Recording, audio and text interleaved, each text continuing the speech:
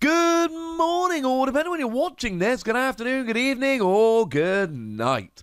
My name's Ross, and as always told, out of Voice of Radio. So today, we need to take a look at a card that makes Zamazenta V a fair bit better. Of course, it's been just a couple of hours since I showed you the Rusted Sword card that actually makes Zacian V better. And we talked in that video about the ridiculousness of buffing the actual hands-down best Pokemon in the set. Not in the set, in the game. Well, Zacian is a lot better than Zamazenta. Zamazenta is not quite on the same level, but let's make no mistake. Zamazenta is a very good card that sees quite a lot of play, and this one's getting a buff as well. And if Zacian was going to get Rusted Sword, you probably, if you play the video games, have guessed that Zamazenta is getting Rusted Shield. Of course, if you have played the video games and they've been out a while, I'm assuming by now a bunch of you have, essentially this is very important thematically in the game. This is the item that turns regular old boring Zamazenta into I'm going to go and crush some fools Zamazenta. What does it do? Well, is it a Pokemon tool card that gives Zamazenta V an extra 70 HP? Now, I should point out at this stage, because I don't know if I made this clear enough in the Zacian video before, this specifically, and I should give a shout out to the lovely Antoine Boulet who did provide our translation here, this is specifically for Zamazenta V. It is not for Zamazenta, it is for Zamazenta V. You cannot use it on the Zamazenta Firm Rebel Clash, for instance. That ain't working, ladies and gentlemen. It has got to be for Zamazenta V. And frankly, Zamazenta V is already a card which is very good and seeing a whole bunch of play. It's got 230 HP, which is... it's pretty much as high as we get for Pokemon Vs. You do get the odd weird ones like Wailord and Steelix that are very much exceptions, but outside of them, this is as high as we get. So that's quite good. And it's got an attack, does 130 damage for free energy and discards a special energy. And I'm a fan of using this if my opponent's trying to use horror energy to get extra damage on me. And there will be turns you get rid of a special energy and your opponent doesn't have an energy with which to respond. But the vast majority of the time, it's not a particularly great attack. It's a functional attack. But it doesn't need to be a great attack, because it's got a great ability. The ability says that you cannot hurt it with Pokemon V Maxes. You prevent all damage done to this Pokemon by attacks from your opponent's Pokemon V Max. And the thing is that the first reaction most people have when seeing this ability is, well, okay, but all the V Maxes evolve from Pokemon Vs, so just use the Pokemon V. And then what generally happens is those people who say that go away and have a look at the Pokemon V and they go, oh, yeah, that ain't going to work. So Eternatus V Max comes in. It's got an ability that lets you have 8 bench Pokemon and a 2 energy attack that lets you do 30 damage for each of your Darkness Pokemon in play. So, of course, the theory here is that you get 8 bench Pokemon, you do 270 damage, and life is good if you're the Eternatus player. The thing is, Eternatus V for a single energy can do 30 damage. Or for 4 energy can do 120 damage. It's not quite the same there, is it, mate? And the thing is that once you put this tool on and go up to 300 HP, they're not getting a 2-hit KO, and you very much are getting a 2-hit KO. You could look at something like Inteleon, for instance. I played against Inteleon the other day when I was rocking a Zamazenta deck, or a Zacian deck playing Zamazenta. And Inteleon V Max comes in, and oh no, there's nothing they can do. They can use the first attack to keep putting an energy into your hand, but then you can just keep reattaching it, so maybe not. And then Inteleon V does 130 damage. Again, they're not 2-hit KOing you. You are easily 2-hit KOing them. The thing is, we don't just look at this in a tool. Because generally speaking, the best use for Zamazenta is in a deck playing Lucario and Melmetal. Now, Lucario and Melmetal's got the rather redonkulous ability that says for the remainder of the entire game, all of your metal Pokemon, whether they were in play or not when the ability was used, take 30 less damage from attacks. So now, actually, you're taking 30 less damage, and you've got 300 HP, and not for nothing, but 300 HP is what we see on the weakest of the VMAXs. Things like Morpeko, who honestly has gotten way more mentions than it deserves in the past few days on this channel. Sitting there at 300 HP, that's what you've got now! You've got 300 HP, which is kind of dumb. And you're taking 30 less from attacks.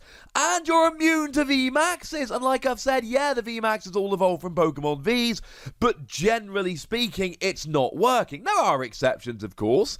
You can sit there blocking Centiskorch VMAX, but Centiskorch V is going to run through you. Not with a first attack, but a second attack that does 180.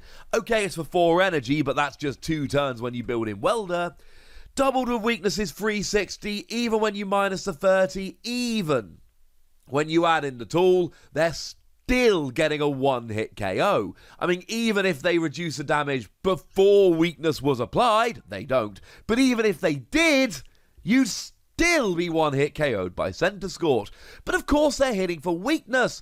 Do remember that weakness guard energy is a thing, and do remember that Zamazenta's attack cost does include a colourless energy, and then, I mean, to be fair, Centiskorch will actually still be 2-hit KOing, but it's getting kind of awkward at that stage. But the biggest question we need to ask with Zamazenta is, am I playing this over Metal Goggles? Because generally speaking, that's the play when you're going for Zamazenta.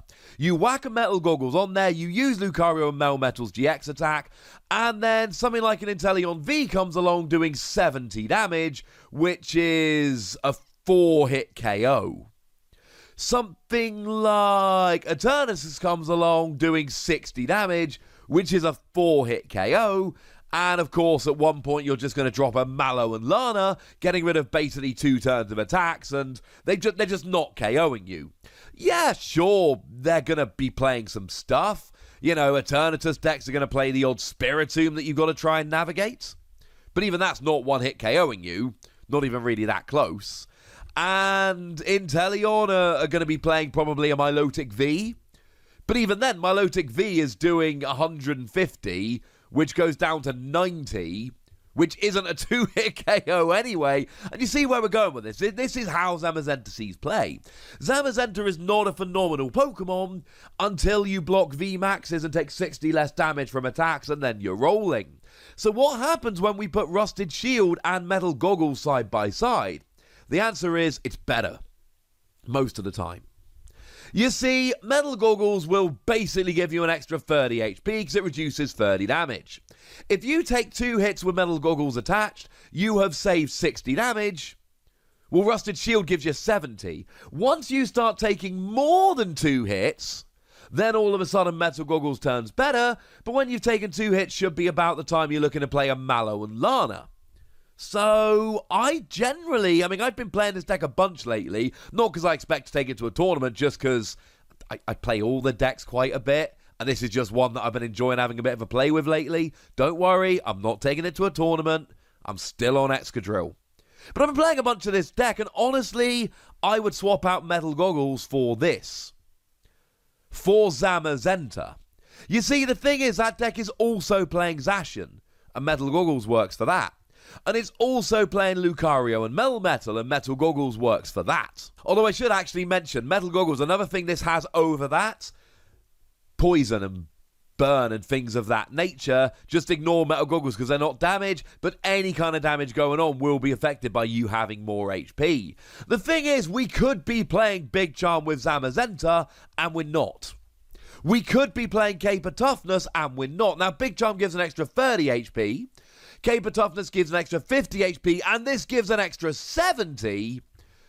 But honestly, in a Zamazenta-focused deck, I think this is phenomenal, and I think it's better than Metal Goggles. But the fact of the matter is, when you're playing this Lucario and Melmetal deck, which really is the #1 place we're seeing Zamazenta played at the moment, it is a Zacian deck. your main attacker is Zacian, Zamazenta is there for the VMAX decks. And it's great against the VMAX decks. No argument here.